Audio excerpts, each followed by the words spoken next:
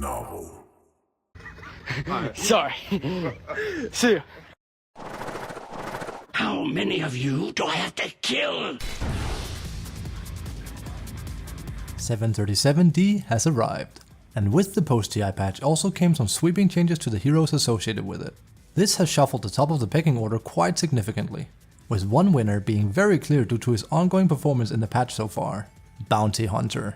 Bounty was already holding a very steady and solid win rate prior to this patch, although pros weren't picking him up almost ever, and he generally didn't see a whole lot of play at all. In fact, going completely unpicked in the 123 matches of the International 14. So why has he suddenly gained so much momentum to the point where he appears to be the most contested support hero in pubs right now? Let's delve further into him in this guide and find out. If you like videos such as this, I'd hugely appreciate a thumbs up on the video and a follow here on my channel. I work hard at pushing Dota 2 content, and your support is what makes that possible. Also, if you have any questions or want to talk about Dota, leave a comment here in the video and I'll respond as quickly as I'm able. Bounty was already doing very positively in the C patch in the pub scene, but as quickly mentioned, saw quite literally zero play at the International. So what changed? While there have been some item changes, the only direct change to Bounty was a small rescale on Janata, the ability now doing slightly more damage early by 5 damage, but doing 5 less at its max level. This does make his laning a little bit better than before, although it's not that much of a buff. The reality is most likely that we're seeing the same thing that happened to a hero like Slaughter a year and change ago. Slaughter was performing exceedingly well in pubs, yet saw next to no play at the International. Right after the post-International patch dropped, he quickly surged to become the most dominant hero on the post-TI patch on offlane. It's not uncommon that some heroes actually are really good, but just get overshadowed by their peers. What's certainly true now is that Bounty is out in the open and doing very well. With his aggressive laning, inherently tanky stats from start, as well as progressing into being a wonderful ganking machine, he's a really solid fit for a lot of lineups right now.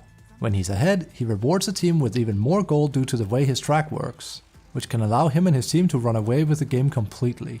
Likewise, a losing team can make clever use out of Bounty Hunter combined with items such as Smoke, in order to not just get comeback kills, but having them be worth so much more, with Bounty being a near perfect hero for setting up ganks in the first place. As it stands, Bounty really is just a complete package that fits the patch as a whole, and makes for really great support at all stages of the game when played well and around. Bounty has a very straightforward skill build in general, with the only really common thing seeing change quite a bit being on his level 2, because the player utilizing Bounty has to decide whether they want the range potential of his shuriken for relatively safe burst and killing range creep, or if they want to consistently deal a lot of physical damage with Janata as well as stealing gold in the process. We always start off by leveling up Shadow Walk at level 1, considering how important runes are as the game begins. This always allows Bounty to have the upper hand, because he can safely scout ahead for his team and find out where the opponent is. This lets him either set up potential kills right from the start of the game, if he can find 1 to 2 heroes hiding together, or let him and his team avoid a fight and go for grabbing runes safely instead, if their initial team fight is weaker than that of the enemy. If he's standing on top of the starting Bounty rune against an enemy hero, it also almost guarantees him the steal, because he'll stun the enemy hero and can safely take the rune and run away afterwards. The choice then comes back to whether you as a player need either his shuriken in lane or his Janata, which is entirely lane specific. Some lanes you can't afford to get Janata, because the opponent will be able to punish you too easily, while in others you can very safely do reliable damage with it without having to spend mana to do so. From here on out, the build is entirely straightforward. We always max shuriken no matter what skill was taken at level 2, since it's going to be the primary way we set up damage, kills and ganks throughout the game, especially since we're not going to be focusing on getting right clicking damage in the first place. Bounty Hunter's ultimate, Track, is for obvious reasons going to be skilled every time it's available at level 6, 12 and 18 of course. We're gonna follow this up with maxing Shadow Walk. This will increase the duration of which Bounty Hunter is dealt for, but even more so, increase the stun duration when leaving invisibility with an attack, as well as prep up for buying Shard later or receiving it from Tormentor. Lastly, we're gonna finish it up by maxing out Janata as our final skill, which will add a sizable amount of damage to the right clicking for the rest of the game. As for talents, the most common and applicable for Bounty are plus 0.6 shuriken slow at 10, minus 30% damage taken in Shadow Walk at 15, Track grants shared vision at 20, and an extra 250 plus shuriken toss damage at 25. Of special note here is that his 15 talent in particular is very important. It's absolutely mandatory to pick it up, since it defines his playstyle in conjunction with Shadow Walking himself as well as his allies together with Shard once talent and Shard are present on him. Between his two facets, through and through is by far the better facet in general. It allows Shuriken to apply its damage and slow through all targets, which makes it seriously good for split pushing waves, something Bounty normally can't do, as well as farming a camp quickly if he's a few golds short of an important item. Building item with Bounty is quite a bit more tricky and utility based than his skill build is. For lack of a better word, Bounty is a Swiss army knife that you really can build to suit your needs for the match at hand, which in the case of Dota 2 as a game is a wonderful thing. We want to start off by buying a few branches, some regen and a block grenade. Bounty has an amazing kit for making use out of his block grenade early, as mentioned in his skill build regarding level 1. You can also start with a casual orb of venom for the sake of the slow being very annoying to play against both from level 1 fighting, as well as laning, with another common slot in being an early windlace, which will later become tranquil boots for him.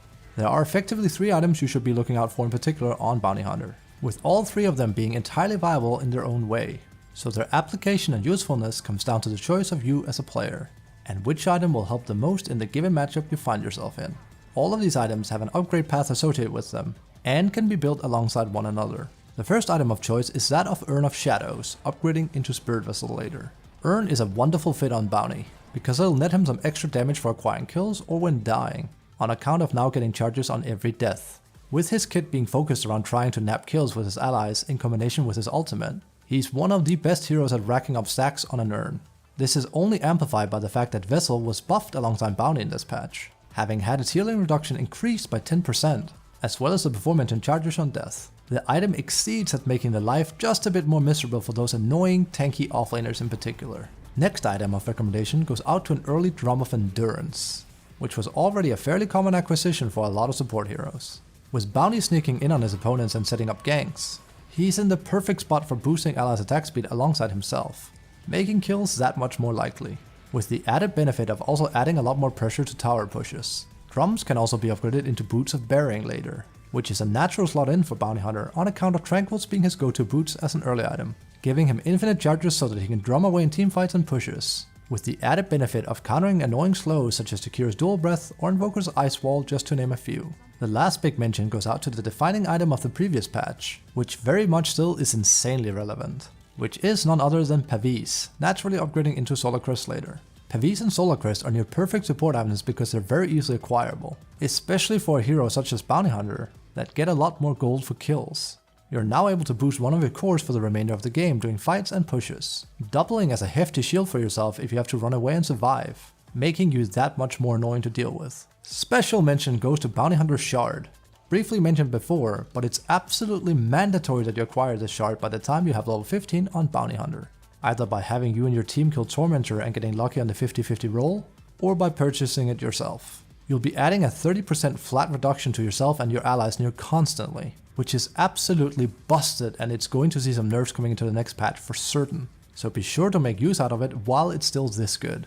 Also, it reduces Shadow Walk's cooldown by 5 seconds on all levels, something the game doesn't tell you, because Valve. Other than these items, we pretty much want to focus on building whatever items the team needs the most, and not at all focus on damage whatsoever. Aura items such as Vlad's, Pipe and Guardian Greaves are extremely good fits for Bounty Hunter, or other utility items such as Yule's Scepter or Force Staff if you need a bit more control and movement. Ultimately, this is the hardest part of playing the hero, finding the right item solutions for the game you find yourself in currently. But it's also what makes Bounty seriously fun, because you can pick and choose to you and your team's needs, which is something far from every hero can do as easily as Bounty can.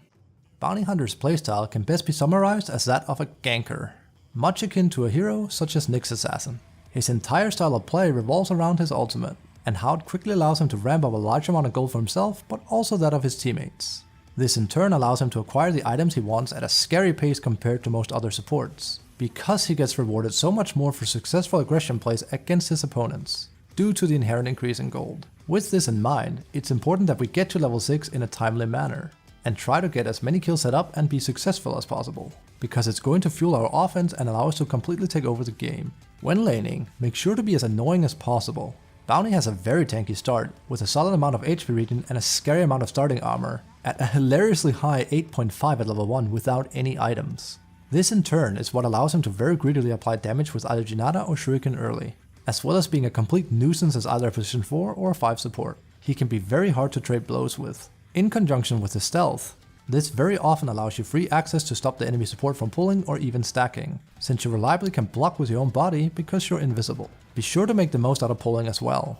As a melee support, it's often significantly harder to apply pressure in the form of damage due to the melee disadvantage, which can be negated somewhat by clever use of pulling, which will set up potential kills in laning stage a lot easier as well. From then, you really want to grab the wisdom room at 7 minutes into the game, since we want at level 6 as fast as possible. If you're feeling really cheeky, Bounty is extremely good at stealing the enemy's wisdom room in much the same fashion as a starting bounty rune, since he's able to stun someone and steal it, especially if people don't see it coming or don't have a stun and or detection to see him coming. As soon as you're level 6, it's all about finding where you can get kills the easiest. Whichever lane can set up a gank should be your top priority, because we want track gold to start flowing in quickly. Try to communicate ganks with your team. Get the jump on potential enemies while carrying an orb of venom and a block grenade, and generally be a ganking nuisance. If you're successful, the gold will start rolling in, and your team will start gaining a huge amount of momentum, which will allow you to play a lot more brazen due to your gold lead. If things aren't as easy, you'll have to find a way to get a kill in somewhere. It's Bounty's very existence. There can be potential in smoking up with your fellow support player, so that the two of you can get a favorable engagement on your target of choice, whichever target on the enemy side that is the most vulnerable. Continue with this ganky heavy playstyle. If the enemy starts huddling up as 4 or 5 and you can't kill them, at least they're farming super inefficiently at this point, which will still give a huge lead to your team. Mostly, whenever you get your team going with those initial track kills, you can keep that momentum going continuously, which will only steroid your team's economy further ahead of the enemy. Play with your team at almost all times, set up ganks and be part of every push. And make sure those tracks are flying everywhere. The gold must flow. Make continuous use of using Shadow Walk on yourself and allies, reaping track kill after track kill, and your team will be able to run over just about most lineups due to the lead you'll have. And with so many utility items present on you as a hero, we'll be able to tackle any obstacle in your way, which will allow for a fulfilling win. As it stands, Bounty is one of the greatest, if not the best support currently available. When he runs away with the game, he makes it look impossible to make a comeback. And if he's behind and can get comeback kills going with his team, he can become a huge problem extremely fast if left unchecked. With his ability to move around invisible, provide vision everywhere, set up ganks at his own pace and generally control the battlefield as a whole, you could not ask for better support in 737D. I want to thank all of you for watching. Please don't hesitate to toss a comment on the video. I'll be sure to respond back to you in a timely manner. I hope you're all enjoying 737D so far, and likewise hope that you're going to give Bounty Hunter a shot if you play either position 4 or 5 as a player. He's seriously strong right now, and generally just really fun to play in the current meta. Your MMR is sure to see a positive upswing for learning and making use out of his amazing kit.